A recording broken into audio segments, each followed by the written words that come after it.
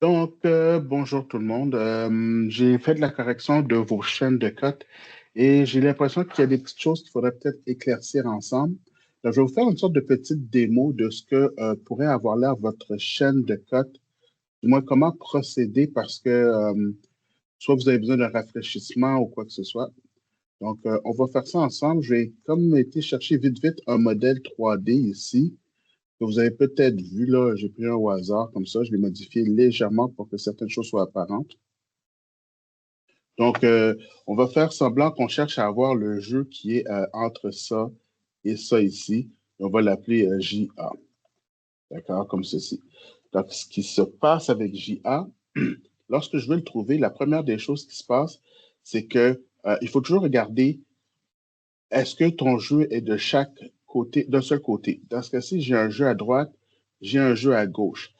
C'est pas possible de faire une chaîne de code comme ceci si on est capable d'éliminer les jeux. Donc, ce qu'on va faire, on va faire semblant que ceci soit en contact. Donc, je fais juste semblant que c'est en contact. Ça va pouvoir me permettre de faire ma chaîne de code comme il faut. Autre chose qu'il faut faire lorsqu'on fait ça aussi, c'est se créer je ne sais pas si ça va fonctionner, sinon ça ne fonctionnera pas. On va pouvoir essayer plutôt avec l'outil ici. Ça, je vais juste changer la couleur pour la mettre comme ceci et en jaune. Voilà.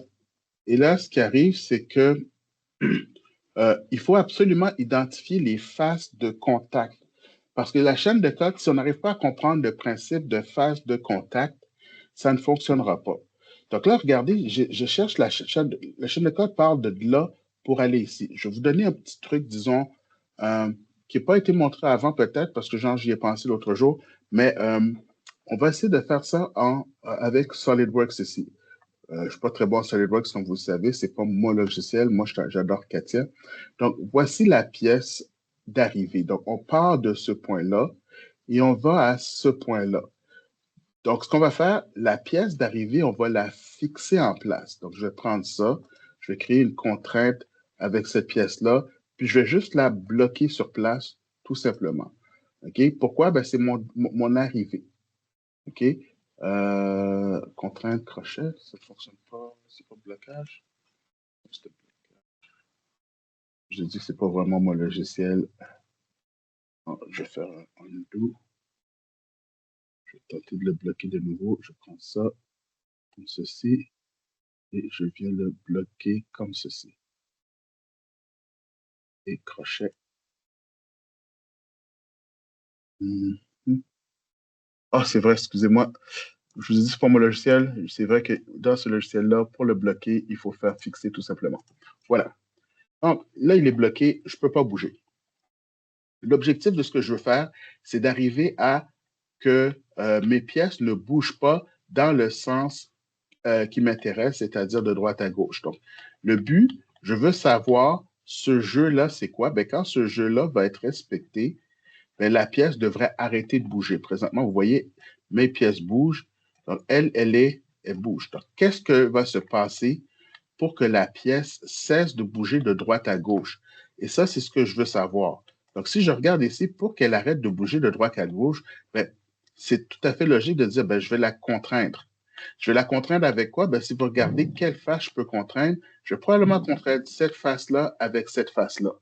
Donc, en faisant une contrainte de cette face ici, j'aime pas ça que ça s'apparaisse, je voulais pas voir ça, de cette face ici à la face qui est là, comme ceci, j'ai fait ma contrainte. Donc, vous voyez, les deux faces sont en contact. Et c'est ce que je veux dire par des faces qui sont en contact. Donc, je viens ici de là jusqu'à là. C'est ma face qui est en contact. Je vais juste changer l'épaisseur pour qu'on puisse bien voir ce que je veux dire par là. Donc, vous voyez bien que ça, c'est ma face qui est en contact. Elle est maintenant à cet endroit-là. Donc, maintenant, je sais que de là jusqu'à là, j'ai une face qui est en contact.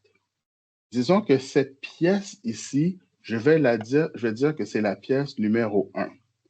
Donc, dans la pièce numéro 1, je sais que j'ai un contact.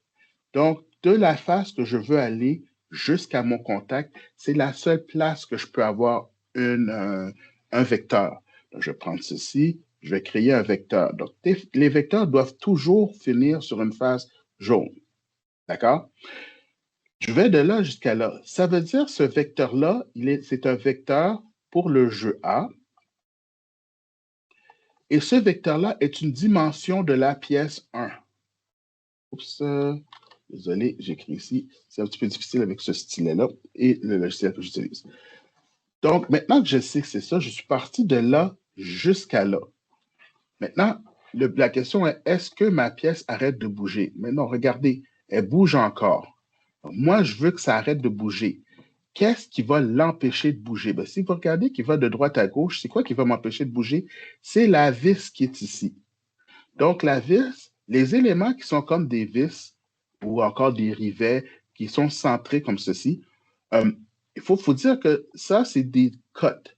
On ne cote pas vraiment la distance entre le côté et le côté d'un trou. Un endroit X et le côté d'un trou, on ne fait pas ça habituellement. Habituellement, on va coter le centre d'un trou. Donc, comme je vais coter le centre d'un trou, je vais essayer de le faire.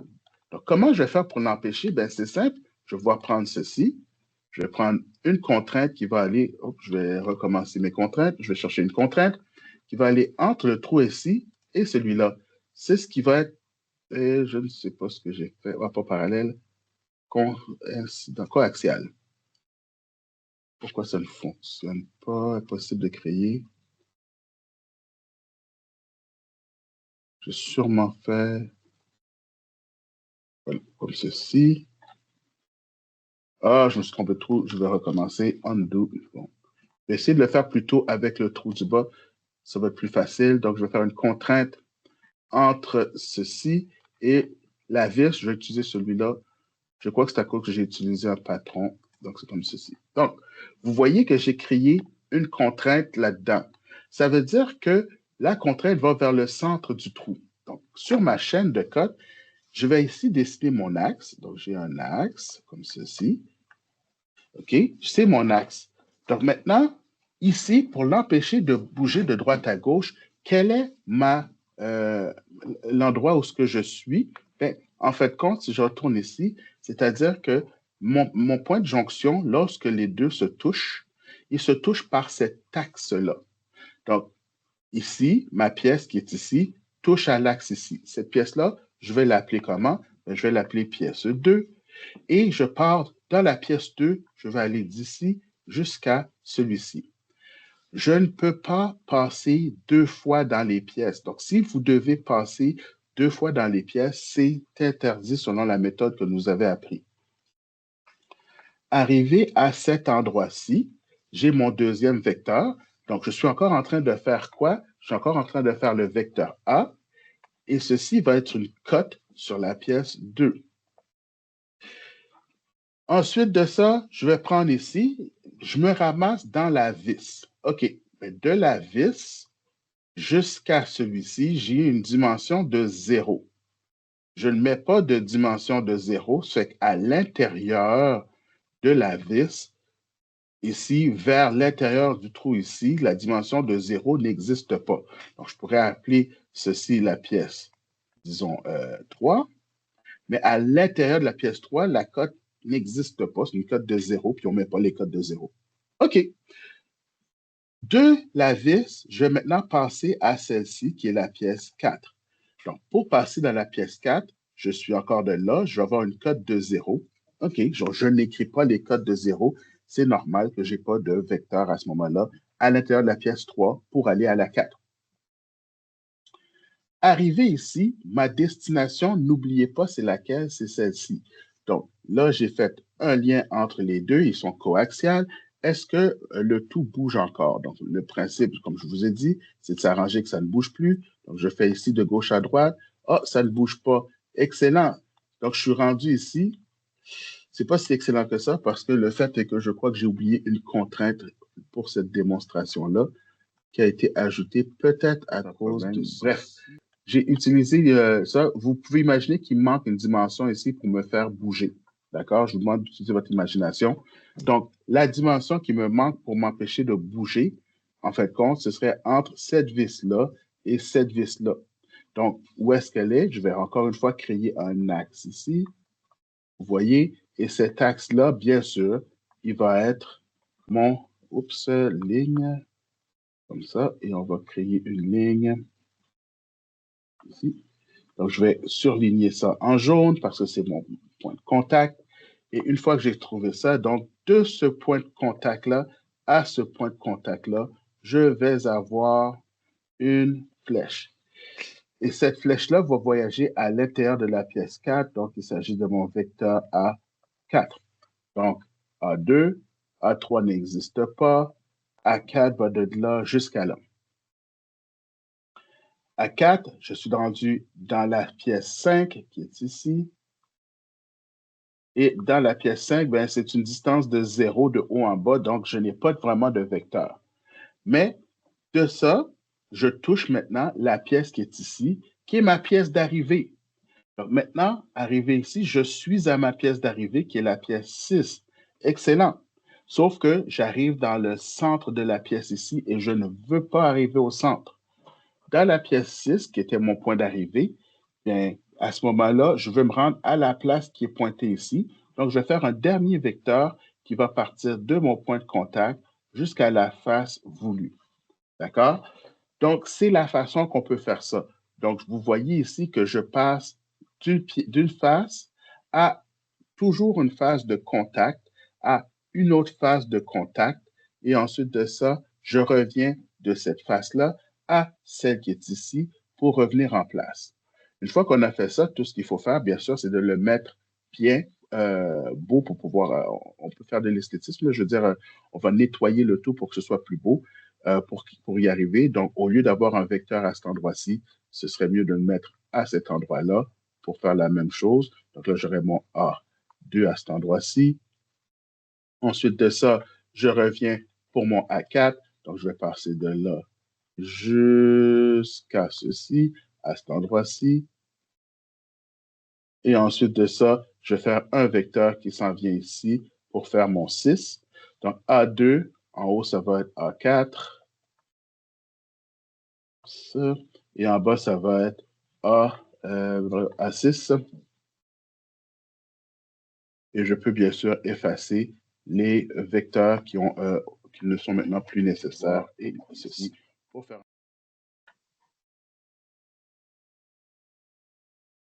Donc, là, j'ai ma chaîne de code. D'accord? Ce qu'il y a des fois qu'on ne voit pas ici, il y a la possibilité, comme dans le projet, où ce que des fois, il existe un jeu additionnel à respecter. Donc, dans celui-ci, il n'y en avait pas, mais disons que pour une raison ou une autre, j'avais décidé que la pièce en bas ici serait pas une pièce, la pièce 4 ici ne serait pas une pièce, mais il y aurait une pièce 4 ici et on va dire une pièce 7. Et entre les deux, disons qu'il y avait un espace, mais que cet espace devait être respecté au moment pour être sûr que le tout fonctionne. Pourquoi? Je n'ai aucune idée. J'essaie de faire un cas fictif. C'est peut-être pas logique, mais vous avez vu avec le loquet que ça se peut quand on ouvre la porte. Donc, j'ai un trou ici dont la dimension doit être respectée. Donc, si j'ai un trou dont la dimension doit être respectée, je vais dire que ce trou-là est bien sûr un jeu. Et lui, je vais l'appeler JB. Et ce jeu B-là, ben, c'est comme une pièce additionnelle. D'accord? Donc, même si c'est un trou, je vais le considérer comme étant un jeu. Donc, à ce moment-là, ce que j'aurais fait, j'aurais créé ici un surlignement. Oups, on va le faire comme ceci. Un surlignement ici pour dire que mon point, ici, j'ai une ligne de contact. Et un autre à cet endroit-ci pour dire que j'ai une autre ligne de contact ici. Et JB viendrait maintenant faire partie de ma chaîne de code. Donc, au lieu que mon J4 aille de ce point-ci à ce point-là, mon J4, je l'aurais tout simplement, si j'efface ici, comme ceci, et hop, A4, plutôt pas J4. Donc, mon A4, si je fais ça, partirait de là. Oups, j'ai dépassé ma feuille. A4 irait de là jusqu'à là. Et ensuite de ça, ça serait le A4. Celui-ci serait dans le jeu, donc le jeu ici, j'irai ici. Et lui, comme c'est un jeu, je pourrais l'appeler JB. Et là, à ce moment-là, donc de A4 à JB et de JB, j'irai jusqu'à ici avec le 7, donc A7. Donc, si on a un jeu à respecter, vous vous rappelez que ça n'existe pas. Donc, si j'ai un jeu à accepter, ce serait la différence dans mon approche. Donc, j'espère que ça a été clair et que vous allez pouvoir utiliser cette technique pour pouvoir faire le dessin de la chaîne de code pour votre deuxième essai pour la révision 2. Merci. Au revoir.